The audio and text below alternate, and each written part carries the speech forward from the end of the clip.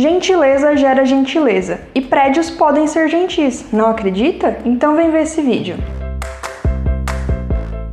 Olá, eu sou a Tuane e esse é o Arquitetura Popular. E hoje nós vamos falar sobre gentileza urbana. Você já ouviu esse termo? Não? Bom, da mesma forma que as pessoas podem e na verdade deveriam ser gentis, os prédios também podem e deveriam ser gentis. Ah, Tuane, você tá ficando louca. Um prédio não pode ser gentil, é só uma construção. Eu queria dizer que esse predinho ficou muito chateado com você falando isso. Você não devia falar desse jeito. Da mesma forma que as pessoas podem ser gentis, dando um bom dia, falando obrigado, ajudando uma pessoa na rua ou fazendo mais diversos pequenos gestos que deixam a vida de todos melhor, os prédios também podem ser gentis e com isso tornar as cidades mais gentis e consequentemente a vida das pessoas melhor. Olha a alegria dessa casa ouvindo isso. Mas como uma construção pode ser gentil? O conceito de gentileza urbana na arquitetura é basicamente quando um prédio ou uma intervenção urbana melhora a vida das pessoas de alguma forma, especialmente dos pedestres. Isso de forma voluntária, sem que seja uma obrigação. Da mesma forma que você não pode obrigar alguém a dizer por favor e obrigado,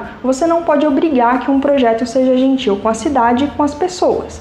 No entanto, nós esperamos que as pessoas sejam gentis, da mesma forma que esperamos que bons projetos de arquitetura também sejam gentis. Mas afinal, o que é uma gentileza urbana? Por exemplo, uma marquise que protege os pedestres do sol e da chuva é uma gentileza urbana. Um exemplo disso é o Conjunto Nacional na Paulista, que tem essa marquise enorme que cobre boa parte da calçada.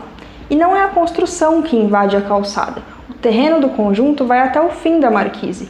No entanto, o arquiteto David Libeskind recuou o térreo, ampliando o espaço público e criando uma área de sombra e proteção para os pedestres. Isso é gentileza urbana. Ele poderia ter construído até o limite ou não ter feito uma cobertura generosa, mas ele fez, e isso melhora a vida das pessoas que passam por ali. Agora imagine se vários prédios e construções fossem assim.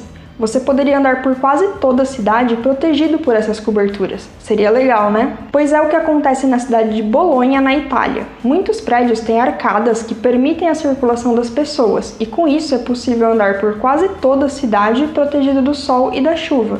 Isso é uma cidade gentil e é maravilhoso para os pedestres. Outra forma muito simples de gentileza urbana é criar um espaço público em parte do seu terreno. Pode ser, por exemplo, uma pequena praça, um pequeno jardim na frente, ou um simples banco na fachada, onde as pessoas possam sentar. Outro exemplo são os parklets, que também são uma gentileza urbana. Eles são espaços construídos no lugar de uma vaga de carro e que ficam em frente a comércios. Esses comércios patrocinam e cuidam da manutenção desses parklets. Esses espaços têm bancos, muitas vezes uma cobertura, espaço para bicicletas, são como pequenas praças públicas no meio da cidade. E não são só espaços físicos que podem ser considerados gentilezas urbanas. Uma arte também pode ser considerada uma gentileza, afinal ela deixa a cidade mais bonita e mais agradável, como os murais do Eduardo Cobra e de outros artistas espalhados por aí. E até agora eu falei de grandes prédios e espaços comerciais, mas gentilezas urbanas também podem ocorrer em casas. Por exemplo, ter uma árvore na frente da sua casa ou um banco na fachada são pequenas gentilezas urbanas que melhoram as cidades. Ah, um ponto importante aqui sobre árvores em calçadas. Tem que plantar a árvore certa para não destruir a calçada, senão não adianta nada.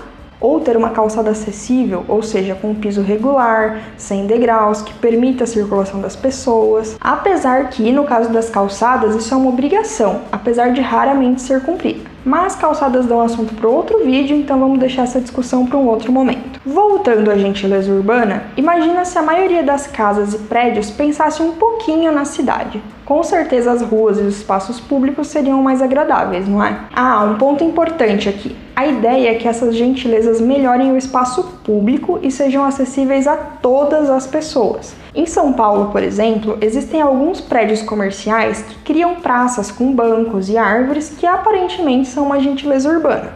Mas essas praças são monitoradas 24 horas por câmeras e têm seguranças que não permitem que algumas pessoas fiquem nesse espaço, ou que determinadas atividades aconteçam nesses lugares. Portanto, isso não é um espaço realmente público e não é uma gentileza urbana. E é bom lembrar que da mesma forma que prédios podem ser gentis, eles também podem ser hostis. Um exemplo muito simples.